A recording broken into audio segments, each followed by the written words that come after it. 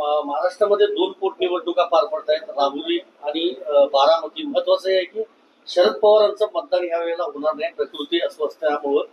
तुमची प्रतिक्रिया? दादांशिवाय मतदान प्रक्रिया पहिल्यांदा पार पडते. बारामतीची निवडणूक ही भावनाशील आणि वैशिष्ट्यपूर्ण आहे.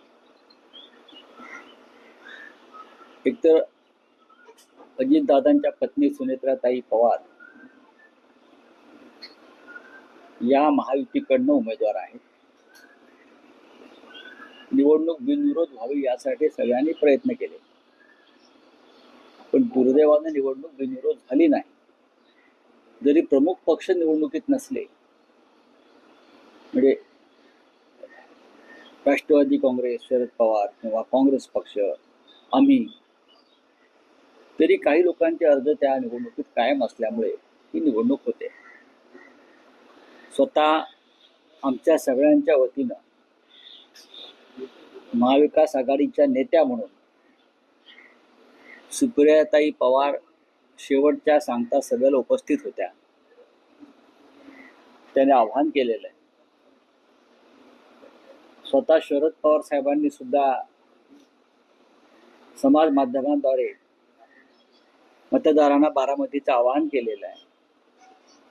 सुनेत्राताई पवार आणि शरद पवार साहेबांचे आशीर्वाद घेतलेले आहेत. त्याच्यामुळे बारामतीची निवडणूक ही एक अजितदादा पवार यांच्याविषयीच्या ज्या भावना बारामतीकरांच्या आहेत त्या व्यक्त करणारी निवडणूक आहे. राहुरीची पोटनिवडणुकीमध्ये सुद्धा महाविकास आघाडी आणि महायुतीचे उमेदवार याच्यामध्ये चांगली टक्कर होताना मला दिसते. आणि हे दोन्ही पोटनिवडणुका आहेत. दोन्ही ठिकाणी दुर्दैवानं विद्यमान आमदारांचं निधन झालेलं. पण त्यापेक्षा महत्त्वाचं आज तामिळनाडू, पश्चिम बंगालसारख्या राज्यातल्या निवडणुका, जेथे या देशाचं संविधान, लोकशाही यांची प्रतिष्ठा पणाला लागलेली. भारतीय जनता पक्ष आणि त्यांचे मंत्री, निवडणूक आयोग यांनी ज्या बेबंदपणे पोलिसी यंत्रणा, निवडणूक यंत्रणा, प्रशासन वापरून ममता बॅनर्जी यांची कोंडी करण्याचा प्रयत्न चालवला आहे, त्याचा धिक्कार करावा तेवढा थोडा. तरीही मला खात्री आहे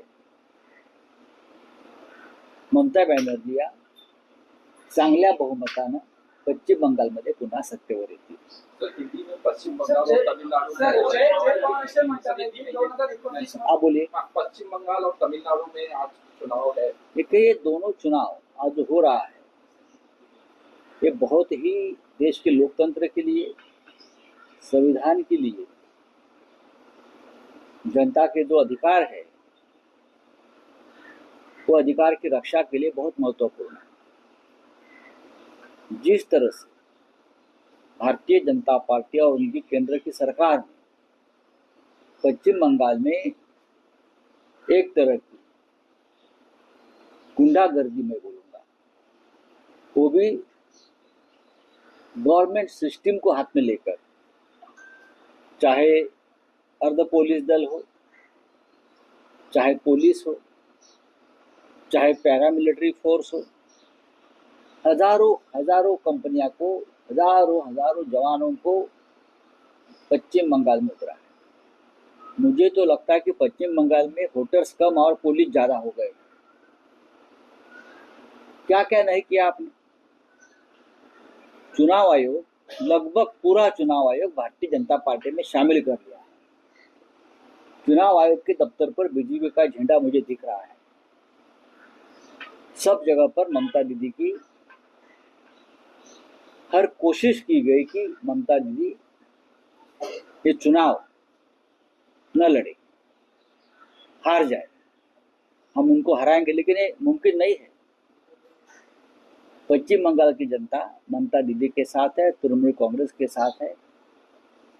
भारतीय जनता पार्टी और उसकी सरकारें चाहे कितनी भी कोशिश करें, मुझे तो पूरा विश्वास है तमिलनाडु में स्टालिन जी और पश्चिम बंगाल में ममता दीदी पूरे बहुमत से फिर एक बार सत्ता पर आ रहे हैं. सर अलग अलग मुद्दे उठाए जा रहे हैं। अमित शाह की तरफ से कहा जा रहा है कि महिलाएं रात में स्कूटी लेके घूम सकती हैं। कहाँ? पश्चिम बंगाल में जब बीजेपी आ जाएगी। वहाँ भी क्या घूमने रही है क्या? और मच्छी खाने को लेके, मांस खाने को लेके मुद्दा उठाया जा रहा है। सब कुछ कहाँ भी जो चाहे खा सकते हैं। पश्चिम बंगाल में कोई किसी की बंधन नहीं है। मैंने देखा है, हम जाते हैं पश्चिम बंगाल में,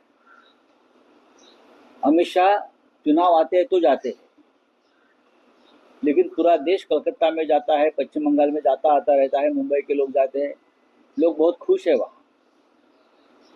और आप चिंता मत करिए पश्चिम बंगाल की, आप अपनी चिंता करिए आसाम में क्या हो रहा है वो देखिए। शिंदेच्या शिवसेनेतील आमदार गायकवाड पुन्हा एकदा वादात सापडले।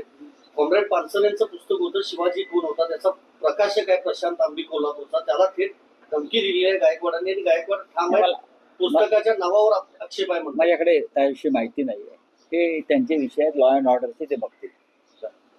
जयपूर असं म्हणत आहे की 2029 मध्ये बारामतीतून निवडणूक करण्याची लोकांची इच्छा आहे. मला माहित नाही। राहुल साहेब, ज्या महिलेनं त्या मोर्चामध्ये संताप व्यक्त केला, सर्व स्तरातून कौतुकही होत आहे, पण काल गिरीश महाजनांचं म्हणणं होतं की स्वाभाविक आहे, लोकांची अडचण होते, पण जी पद्धत, जी भाषा वापरली गेली ती योग्य नव्हती आणि ज्या पद्धतीने जी बातमी भेडकावली गेली ते योग्य नव्हतं, हा एक विषय। आणि जे आयोजक आहेत त्यांच्यावरही गुन्हा नोंदवला गेला। मोर्चाचे आयोजक मोर्चाचे आयोजक काय काँग्रेस पक्ष होता की काय ते मुस्लिम लीग वाले होते? तुम्हीच होतात ना। मोर्चाचे आयोजक तुम्हीच होतात, स्वतः विरोधात गुन्हा दाखल करताय। माफी मागा महाराष्ट्राची। एक तर तुम्ही खोटं बोलताय, खोटं बोलून मोर्चा काढलाय, महिलांना गुमराह करताय, महिलांना भ्रमित करताय। महिला आरक्षणाचा कोणत्या विषय नसताना महिला आरक्षणाच्या नावाखाली आपण मोर्चा काढताय, रस्ते बंद करताय, लोकांना अडचणी निर्माण करताय। ठीक आहे, एक महिलेचा संताप जो आहे, ती एक महिला नसून या राज्यातल्या शेकडो महिलांची प्रतिनिधी म्हणून तिने संताप व्यक्त केला। या संतापामागचं कारण आणि भावना समजून घेतला पाहिजे। पोलीस म्हणतायत कारवाई करू आम्ही, कोणावर? मोर्चेकरांवर। कधी करणार? एव्हाना आमच्यावरती कारवाई केली असती। त्या मोर्चामध्ये अनेक मंत्री उपस्थित होते, आमदार उपस्थित होते, काय कारवाई करणार? मोर्चाला परवानगी तुम्ही का दिली? आम्हाला देता का? आम्हाला तुमचे उंबरटे 100 वेळा झिजवावे लागतात परवानगीसाठी। मग पोलीस आयुक्तांकडे मिटिंग होईल, मग पोलीस आयुक्तांची मिटिंग, मग गृह खात्याला विचारतील, मग गृह खातं मुख्यमंत्र्यांची परवानगी घेईल, मग मुंबईत असल्यामुळे मग नगरविकास खात्याची परवानगी लागेल का? मग असा तो कागद फिरतो, मग पुन्हा महापालिकेकडे कागद येणार। पण इथे 24 तासात मोर्चाला परवानगी मिळाली ना। राहुल साहेब, ड्रग्ज नेस्को प्रकरणात काल मुंबई पोलीस आयुक्तांनी पत्रकार परिषद घेतली। झालेला प्रकार गंभीर आहे, जी काही कारवाई केली आहे त्याची माहिती दिली, पण आता असे जे कार्यक्रम आहेत पूर्व परवानगीशिवाय, म्हणजे आधीच खबरदारी आणि अनेक परवानग्यांमधून अशा कार्यक्रमांना, अनेक नियमांमधून, अनेक विषय तो नाही। विषय इतकाच आहे की मुंबईसह महाराष्ट्रामध्ये इतक्या मोठ्या प्रमाणात ड्रग्ज येतंय कुठून? मुंबई हे ड्रग्जची राजधानी का होताना दिसते? नाशिक का होताना दिसते? पुण्यामध्ये ड्रग्ज का सापडताय? नागपूरला का सापडताय? सातारच्या दरे गावाजवळ इतक्या मोठ्या प्रमाणात ड्रग्जचा कारखाना कोणी निर्माण केला? मुख्य विषय हा आहे। कार्यक्रमात काय झालं हा नंतर, मुंबईमध्ये कोट्यावधी शेकडो कोटीचं ड्रग्ज कुठून येत आहे, त्याचे सूत्रधार कोण आहेत, ही अत्यंत गंभीर गोष्ट आहे आणि त्याच्यावरती राज्याच्या गृहमंत्र्यांनी बोलायला पाहिजे। पवार आणि तनपुरे यांना क्लीन चिट दिली गेलेली आहे, ईडीनं ती फाईल बंद केलेली आहे। 20,000 कोटींचा घोटाळा होता। कसले संकेत हे मानायचे? संकेत असे आहेत की त्या केसमध्ये सुनेत्राताई पवारांचं पण नाव होतं ना। मग त्यांना जर क्लीन चिट द्यायची असेल त्यांनाही द्यावी लागेल, साधा सोपा विषय आहे। त्या केसमध्ये विद्यमान उपमुख्यमंत्री सुनेत्राताई पवारांचं नाव आहे, पहा तुम्ही। मग जर त्यांना तुम्हाला सोडवायचं असेल तर मग इतरांना तुम्हाला आरोपी करता येणार नाही। चुनाव चिन्ह को लेके शिवसेना आज आप देखेंगे आज कौन सी डेट देते हैं महाशय चीफ जस्टिस साहब।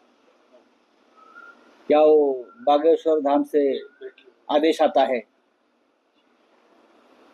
सीजीआई को, वो देखना पड़ेगा। चलिए।